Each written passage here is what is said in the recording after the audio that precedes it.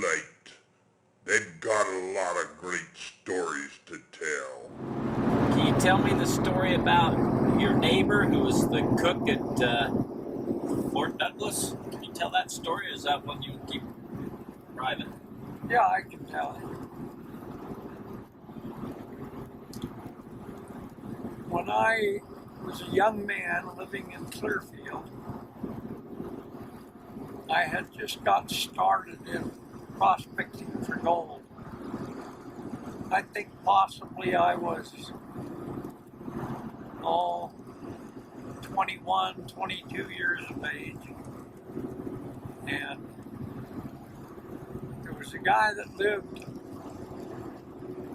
maybe 5 houses away from me on the left-hand side and on the corner of the street coming down. And his name was Norman Hayslip. And his son always was over to my house with another friend of his. Anyway, I was over to Norm's house one time, and he said, I understand you're looking for gold. And I said, yeah. He said, well, sit down here, let me tell you a story. He said, when I was younger, I was in the National Guard, and they put me in as cook for the Fort Douglas military that was stationed there. And he says they was doing a lot of training back in the canyons above. He said one day we was in there, and they come back to tell everybody to sit down, and he was going to ask them a question. So they did. And he said, a major said, anybody that can drive a cement truck, I want you to raise your hand. He said, 2 hands came up, and one of them was Norm, and the other one was another guy. So they took him outside to talk to him, and they said, Monday we're going to have 2 cement trucks come in here, and Norm, we want you to drive the first one, and then we want the other guy to drive it from the highway into Fort Douglas and park it and wait for the other truck to come back after he dumps his load. So they bring 2 cement trucks up. One of them come right in, and Norm, they only let it come so far, and they had to get the civilians out. So they kicked them out, and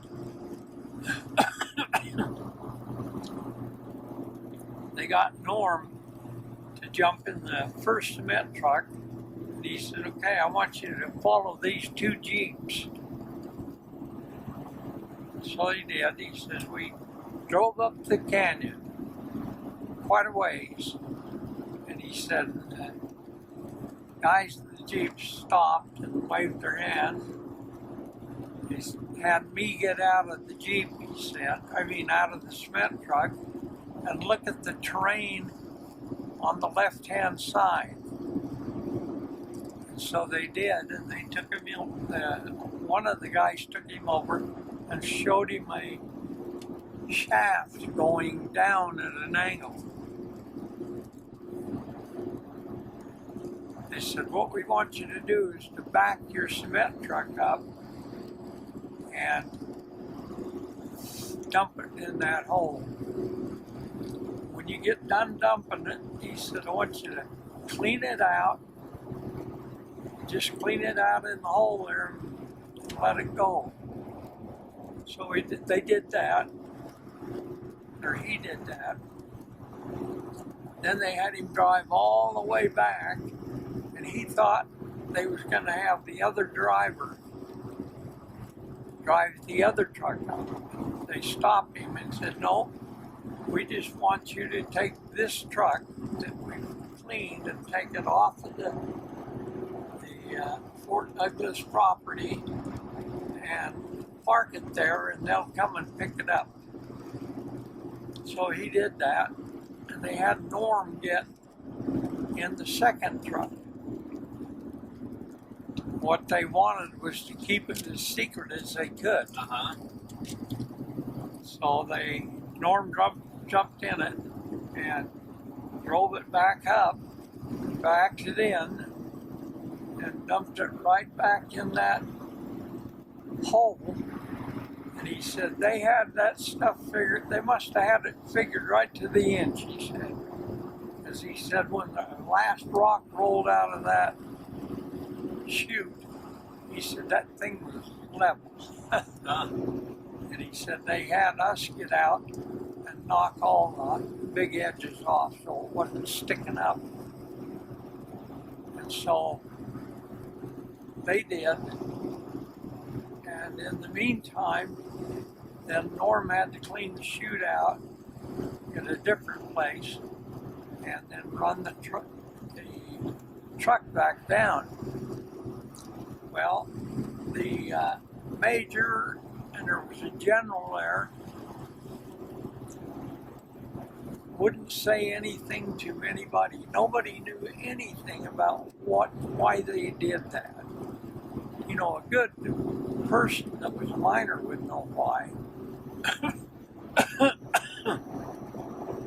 But he said, years later, that major was still at the Fort Douglas. And he said, one day he came in the lunchroom and I went over and talked to him, and he says, you know, I've been curious for all these years why you had us go up and fill that hole full of concrete. And he said, well, that wasn't just a hole, but I'm going to tell you, you're not to tell anybody what I'm going to tell you. He says, okay. So he proceeded to tell him that there was some troops, I don't know what they called them, in training up there, and they was on their bellies crawling with a gun across their front part of their torso, going back and forth like this, crawling. And he says one of the guys' guns, the end of it, hit the ledge. He was too close to it and broke the rock off. And he said, that's exactly how it was found. He said, so they... What was it they found? Well, I don't know yet. Oh, okay. No, he said, that's exactly what they found, was what he chipped off. He said, he brought the rock down and showed it to me. And he said, I knew what it was as soon as I looked at it. He said, it was gold and it was rich. He says, because it was all through the rock. And he said, when they seen that, then I knew I had to go report it to the general. So he did. I did, he said. He said that that's when they just kind of closed everything out and told everybody to keep their mouth shut. And the guy that found it was transferred to another part of the United States immediately. And anybody that was near it and happened to see it, they was also transferred. So I was the only one left, Norm said when this major was telling me about it. But he said, the guy that found it showed it to another officer. Well, the officer knew what it was, so he got a buddy and they started mining that gold. And they dug quite a hole there, and nobody was around in the area when it was being done. They kept it secret, and they had quite a large amount of gold. Thousands and thousands and thousands of dollars worth. And he said, somehow somebody talked. And that's when they came to me. This major was telling Norm. That's when they came to me, and he took me up and showed me the hole. That's when I went to the general, and they decided they had to fill it up because it was illegal to mine gold on a reservation like that, a military reservation. Turn that off for a second. I don't want this recorded. I said to Norm, I said, well, you know, that's been a long time. Would you consider taking me up and showing me where that was? She said, oh, absolutely, I'll take you up, no problem. And I should have had him draw me a map, but I didn't. I just expected him to take me up. Well, Norm had a heart attack that winter. How many times has that happened? Happens a lot, huh? Yeah. Norm had a heart attack and died.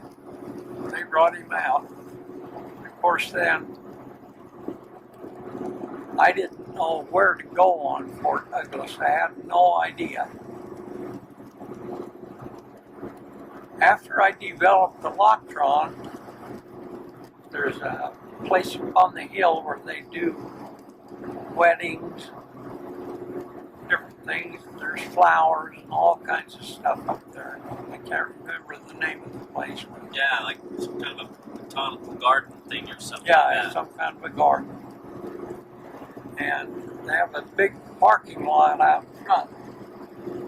So I brought my Loctron down and set it in the parking lot. And to my surprise, I got hit almost directly across from the parking lot.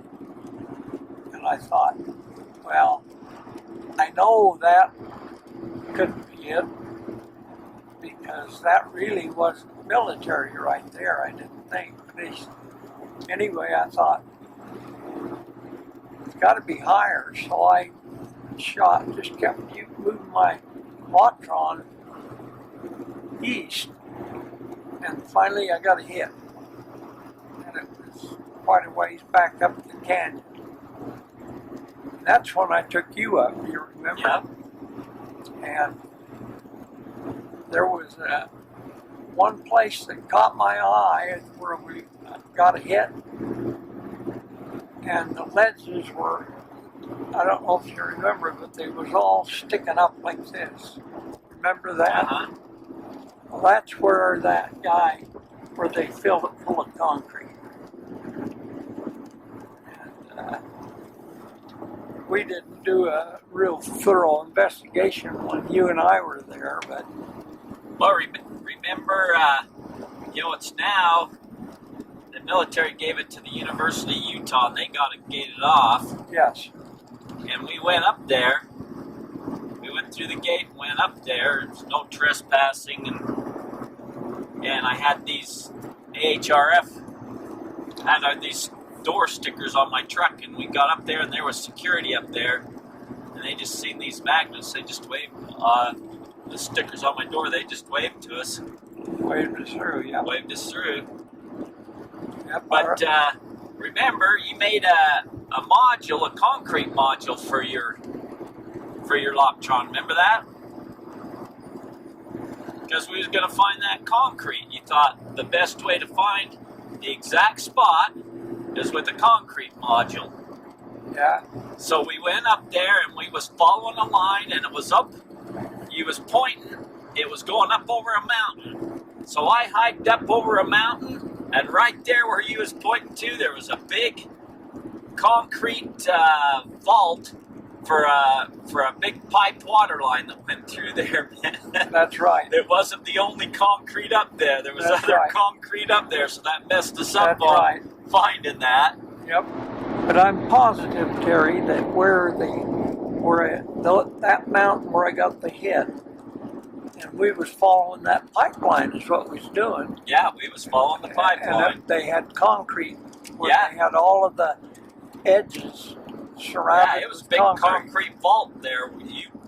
You led, you said follow this line right here. I had the compass and I was following it, and it went just as I got to the top of a hill. It was a big concrete vault for that water line. Yep. Messed us up. Who'd have thought there'd have been a big concrete vault in the middle of the mountains up there in the middle of nowhere? Right. But I'm positive where that mountain went like this, and all of the things were up like this. That's the only place in there, and I think it was brought up, and it was right at the very bottom. And that's what Norm said, that it was right at the bottom where the guy had been crawling with his gun, and he broke that ledge off. And it had to be pretty rotten material, rotten with gold, to be able to break like that. Yeah. But that ends the story. Thank you for sharing that, Jude. Pretty disappointing not being able to go back after I figured out exactly where it was. We had a line, but we shouldn't have been following a line. We should have been following the first hit we got right at the base of the mountain. Because they can't back a truck up the side of the mountain. It was right at the bottom. Yeah. Right, not far from the road. I bet it was within 50 feet of the road. But that's a horrible thing to have happen, have that stuff there. If we could convince them, Terry, I never thought of this, but if we could convince them that there was a massive gold deposit and we found it there, if they would let us go in and open that up and extract that gold and share with them, give them a 50% for their studies. Yeah. They might do it. They'll ask, well, where is it? Well, it's up here. Yeah. Can't show you because you can just say, well, we don't need you anymore. Anyway, lots of stories. I'm glad I can remember